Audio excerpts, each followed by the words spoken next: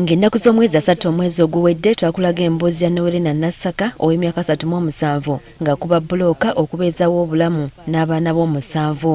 Nassaka mutuuze w'e Kabojja mu tawuni kkanso y'e Kyengera era ng'omulimu guno agukolera wamu n'abaana be awatali kwawulamu mukulu na muto. Olw'omuwendo gw'abaana n'obufunda bw'ensawo bangi ku baana be tebasoma aw'okusula w'ennyamiza so nga ki ekyokulya babaawo ku bwa Katonda. Oluvannyuma lw'okulaga emboozi eno ku Spark TV abazaakisa bangi abavuddeyo okwasizaako omukyalo ono.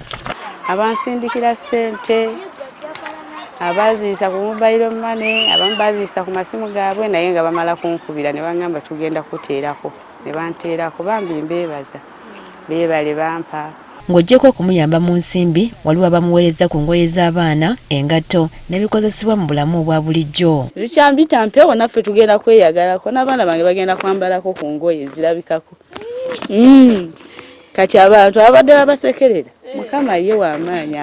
Ng'oggyeko abamuwadde obuyambi obulabwako agamba nti abantu abamukubidde amasimu nga bamubudaabuda bamwongedde essuubi nti abaana be wakubakuza bulungi. Ezingumya ezizizaamu amaanyi ezinnembaza okubeera n'abaana bange mbeebaza. Newankubadde waliwo abamukwasizzaako ebyetaago by'alina mukazi wattu Kafukunya. Bwetaavu nkyayagala kuba kati tebalina mufaliso era ndowooza obalayo kitanda kiba tebalina mufaliso bwemaafunya mpaayo ku mifaliso kuba bangi ku mabulangiti kuba amasukanda bye bampaddemu era neeyanziza buli ampadde engatto buli kimu. Kati ayongera okukubira omulanga mwenna obutassa mukono mumudduukirire embeera ye n'abaana be esobole okubaako ng'ey'abalala. Kabi bannyamba nenfuna wembeera nga nfunye akayumba nembeerawo n'abaana bange.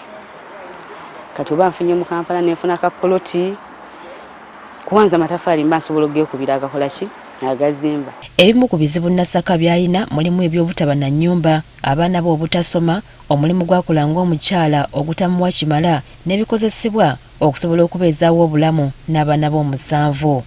Priska Namulema agafeeyo ku Spark TV.